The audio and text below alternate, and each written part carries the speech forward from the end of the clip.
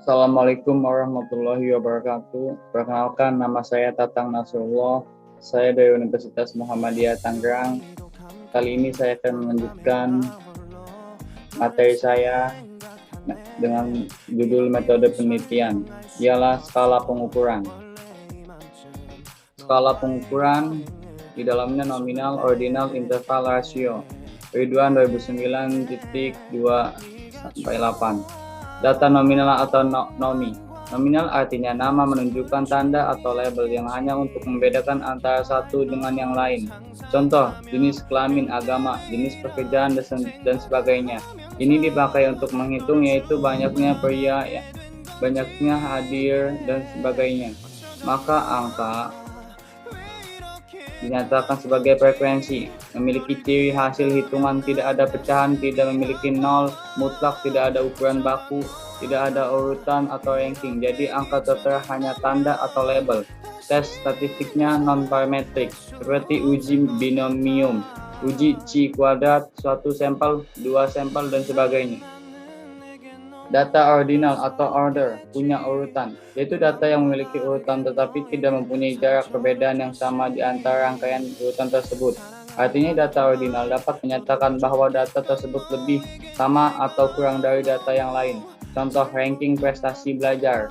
Nilai ranking 1 sama dengan 1000, 2 sama dengan 9800, dan 3 970. Jarak antar ranking berbeda. Analisis statistik non-parametrik seperti uji Kolmogorov, Smirnov, satu sampel, uji Wilcoxon, dan lain-lain.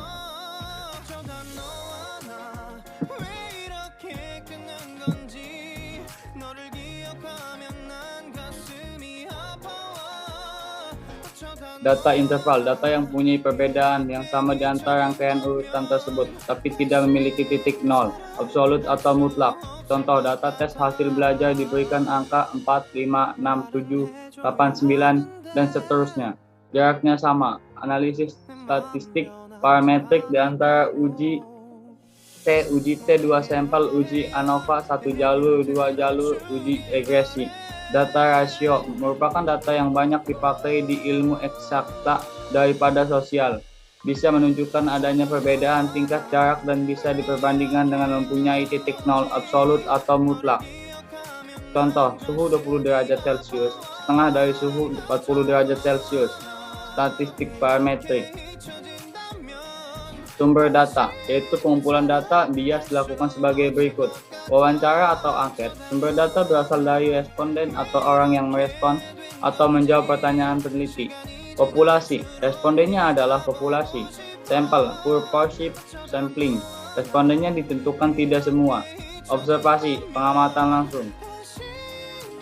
Data panel, setelah diketahui data cross-section merupakan data yang dikumpulkan dalam satu waktu terhadap banyak individu.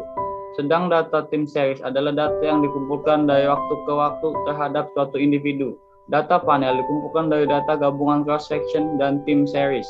Contoh, data earning per share perusahaan yang terdaftar di BI 2000 sampai 2014, data jumlah kredit yang disalurkan seluruh bank di Indonesia 2010 sampai 2014, atau data inflasi kota-kota besar di Indonesia setiap bulan selama tahun 2004. Data panel, jumlah pengamatan menjadi sangat banyak. Bisa merupakan keuntungan, tetapi modal yang menggunakan data ini menjadi lebih kompleks. Maka diperlukan teknik tersendiri, misal alat statistiknya dengan model regresi data panel. Data outlier. Outlier adalah kasus atau data yang memiliki karakteristik unik yang terlihat sangat berbeda jauh dari observasi lainnya dan muncul dalam bentuk nilai ekstrim, baik untuk sebuah variabel tunggal atau variabel kombinasi. Ada penyebab timbulnya data outlier.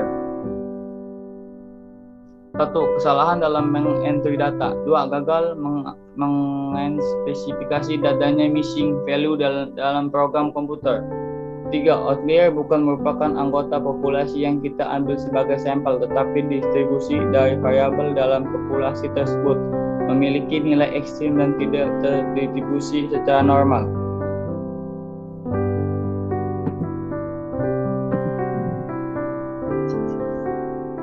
Deteksi terhadap univariate outlier dapat dilakukan dengan menentukan nilai batas yang akan dikategorikan sebagai data outlier, yaitu dengan cara mengkonversi nilai data ke dalam skor standardized atau yang bisa disebut Z-score yang memiliki nilai MENA atau rata-rata sama dengan 0 dan standar deviasi sama dengan 1. Menurut Haier 1998, untuk menentukan skor sebagai berikut. Jika halus sampel kecil kurang dari 80, maka standar skor dengan nilai kurang dari 2,5 dinyatakan outlier. Jika sampel besar, standar skor dinyatakan outlier jika nilainya pada kisaran 3-4. Jika standar skor tidak digunakan, dapat menentukan data outlier jika data tersebut nilainya lebih besar dari 2,5. Standar deviasi atau antara 3-4. Standar deviasi tergantung dari besarnya sampel. Tabel nilai skor outlier. Observasi JSQ-REEVS, observasi JSQ-REM 7 3.05772 36 3.53668 36 3.54025 96 3.61125 81 3.18116 96 3.34025. Variabel JSQ-REEVS terdapat 4 observasi yang outlier dan variabel JSQ-REM terdapat 2 observasi yang dinyatakan outlier karena nilai standar deviasi lebih dari 3.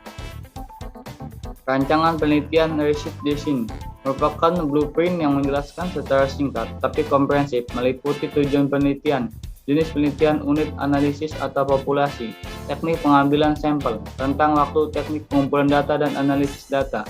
Jenis-jenis variabel. Variabel dependent adalah variabel yang dijelaskan atau dipengaruhi oleh variabel independent. Variabel independent adalah variabel menjelaskan atau mempengaruhi variabel dependent. Variabel moderasi adalah variabel independent yang akan memperkuat atau memperlemah hubungan antara variabel independent terhadap variabel dependent. Variabel intervening merupakan variabel atau mediating, fungsinya mediasi hubungan antara variabel independen dengan variabel dependent.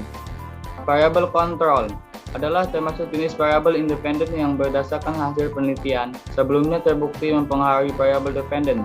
Variabel control didefinisikan sebagai variabel yang dikendalikan atau dibuat konstan sehingga mempengaruhi variabel independen. Terhadap dependent tidak dipengaruhi faktor lain yang tidak diteliti. Fungsinya variabel control untuk mengendalikan variabel yang dihilangkan atau omitted variable. Dalam statistika, penghilangan suatu variabel bisa mengakibatkan estimasi dari parameter yang ada dalam model menjadi bias. Variabel dummy adalah variabel yang digunakan untuk mengkuantitatifkan variabel yang bersifat kualitatif, misal jenis kelamin, agama, periode. Jika variabel independen berukuran kategori atau dikotomi, maka dalam model regresi variabel tersebut harus dinyatakan sebagai variabel dummy dengan memberi kode 0, disebut exclusive group atau 1. Include group Meirer 1990, variabel dummy dapat diinterpretasikan apabila variabel dummy secara statistik koefisien dummy signifikan. Cukup sekian penjelasan dari saya, kurang lebihnya mohon maaf. Wassalamualaikum warahmatullahi wabarakatuh.